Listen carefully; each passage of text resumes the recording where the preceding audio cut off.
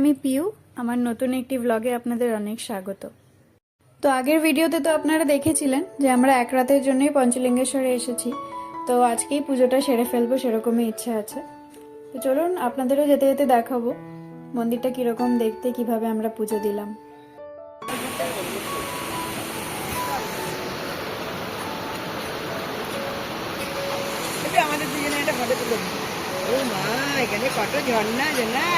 চলুন এবার ওপরে উঠি তাহলে। 300 সিঁড়ি, জানি না কত দূর উঠতে পারবো। এই যে তুমি আমাকে এবার কোলে নেবে, ঠিক আছে?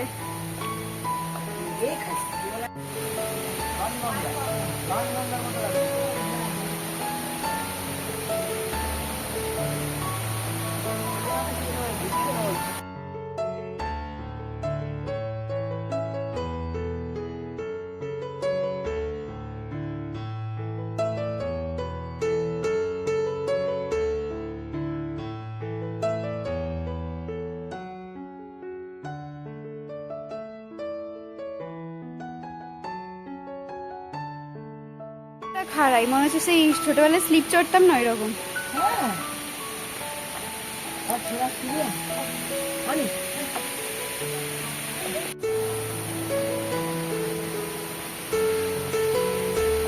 টুরিস্ট খুব কমই আসে এখানে, কিন্তু জায়গাটা এত সুন্দর, যেদিকে তাকাচ্ছি সেদিকে একদম পিকচার পারফেক্ট। চলে এসছি, কি বলো? তো এই ওপরে সিঁড়িগুলো কোথায় যাচ্ছে? 300 সিঁড়ি শেষ হয়ে গেল। গল্প করতে করতে কখন যে 300 সিঁড়ি পার করে ফেললাম বুঝতেই পারলাম না। প্রথমে একটু ভয়ে পাচ্ছিলাম উঠতে পারবো কিনা। এই ওপর থেকে ভিউটাও খুব সুন্দর লাগছে দেখতে।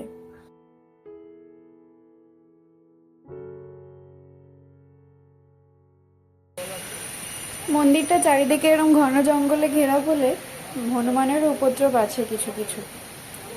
তো যার জন্য একটু ভয় ভয় ভিডিওটা করছি, কারণ অনেকের মুখেই শুনেছি ওরা আবার ফোন বা ক্যামেরা দেখলেই নাকি নিয়ে চলে যায়। সাবধানে মামনি।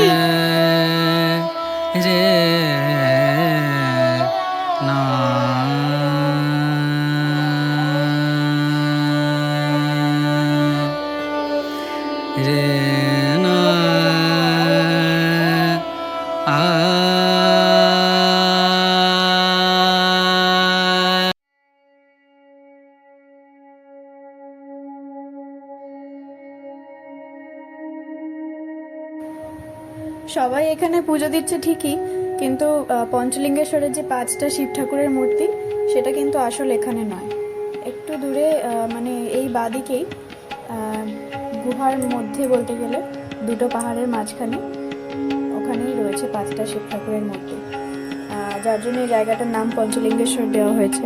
মানে আমি যতদূর লোকের মুখে শুনেছি আর কি। তো আপনাদেরকে সেটাও দেখাবো।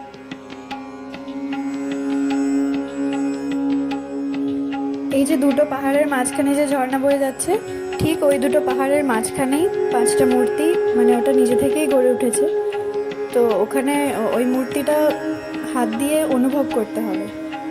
আমরা তো এটা জানতাম না, জানলে জামা কাপড়ের আরেকটা করে সেট আনতে হতো, নাহলে ওখানে শুয়ে পড়ে হাত দিয়ে দেখতে হবে, মানে যাতে ওই মূর্তিটা স্পর্শ করা যায়। একটু দূরেই রয়েছে, তো ওখানে করতে গেলে জামা কাপড় পুরো ভিজেই যাবে।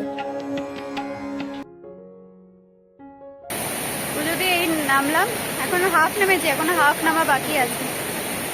100-150টা সিঁড়ি নেমেছি, খুব বড় জোর বাকি। ওই ওপর দিয়ে নামলাম।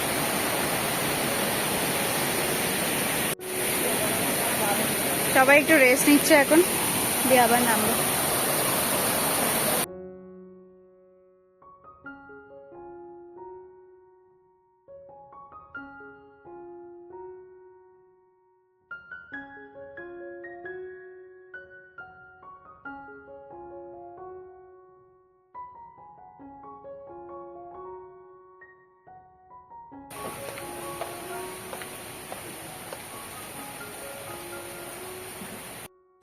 পুজো দিয়ে তো চলে এলাম, এখন বাজে হচ্ছে 4টে প্রায়, কিন্তু আমাদের এখনো লাঞ্চ করা হয়নি।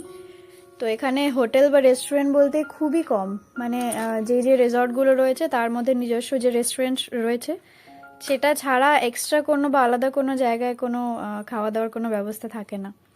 আর রিসর্টগুলোর যে কিচেন রয়েছে সেখানেও আগে থেকে অর্ডার করতে হয় খাওয়ার জন্য। তো আমরা এসে লাকিলি পেয়েছিলাম, আমরা যদিও অর্ডার করে যাইনি, তো এসে ওখানে কিছু খাবার এক্সট্রা ছিল সেটাই খেয়েছি। সন্ধেবেলা চারিদিকের অন্ধকারাচ্ছন্নতা কাটানোর জন্য রিসর্টগুলো নিজের মতো বিভিন্ন রঙের আলো দিয়ে সেজে ওঠে। আর আমরাও সারাদিন পরেই সন্ধেবেলা একটু দোলনা চড়ার সুযোগ পেয়েছি, তাই আমি আর মামনি এই সুযোগে একটু দোলনা চড়ে নিলাম। দোলনা চড়তে আমি বরাবরই খুব পছন্দ করি, কিন্তু এখন বয়স হয়ে গেছে বলে আর কেউ বসতে দেয় না। সব জায়গায় গিয়ে এরকম হরিণ টরিনের উপরে বসবে।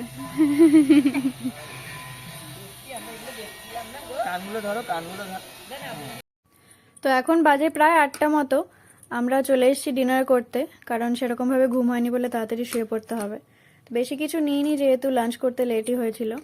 একটু রুটি, পনির বাটার মশালা, ফ্রাইড রাইস পেখমকে খাওয়ানোর জন্য, আর ওদিকে একটু শসা। এদিকে রাতে শোয়ার আগে পেখমও রুটিন অনুযায়ী দাঁত মাজতে বসে পড়েছে।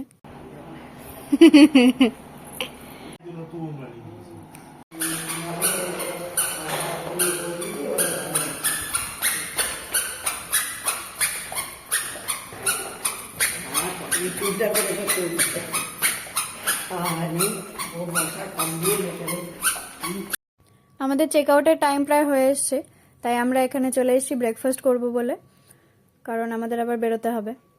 লাগেজ ওদিকে গুছিয়েই এসছি। তো আমাদের ব্রেকফাস্টে ছিল ভার্মিসেলি উপমা, মানে সিমই দিয়ে উপমা বানিয়েছিল। তারপর এদিকে লুচি, ছোলার ডাল, নলেন গুড়ের মিষ্টি, তারপর চা কফি বানানোর সব সরঞ্জাম, আর ওদিকে বাটার টোস্টও আছে, ওরা বললে বানিয়ে দেবে।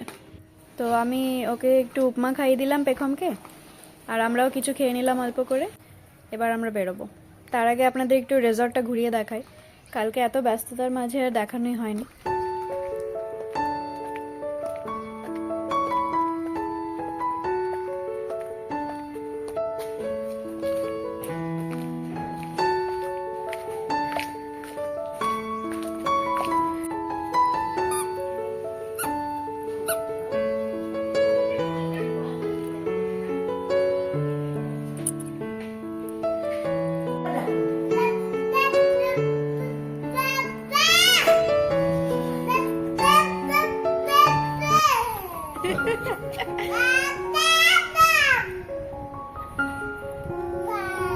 কোথায় চলে গেছে বাবা? কোথায় দেখো দেখো বাবা কেমন ভাবে বাজি ফোটায়, বাবা বাজি এরকম করে ফোটায়, এরকম হুশ। যাও কোথায় বাবা? কোথায় বাবা? দেখতে পাচ্ছেন না, ওখানে ছিল তো, এখন কোথায় চলে গেল? কই? তোলে বাবা তোলে। এই যে বাবা।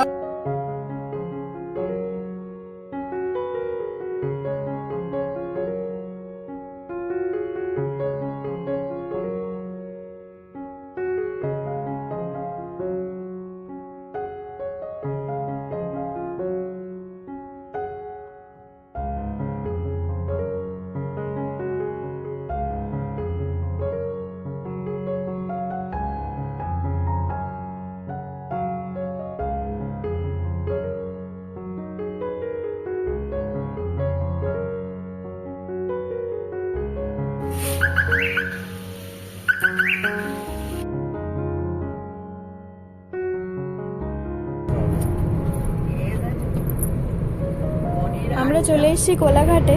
এবার একটু লাঞ্চ সেরে তারপরে বাড়ি ফিরবো, কারণ দুপুর অনেকটাই হয়ে গেছে। ভেবেছিলাম বাড়ি পৌঁছে যাব 2টোর মধ্যে, কিন্তু অলরেডি 1:30টা বেজে গেছে। বাড়ি পৌঁছাতে মোটামুটি আরও 1-1.5 ঘন্টা তো লাগবেই। তাই ভাবলাম একটু খেয়ে তারপরে একবারে বেরোবো, ততক্ষণে পেখমকেও একটু খাইয়ে নেবো, যাতে বাড়ি পৌঁছাতে পৌঁছাতে ওরা আর খিদেটা না পায়।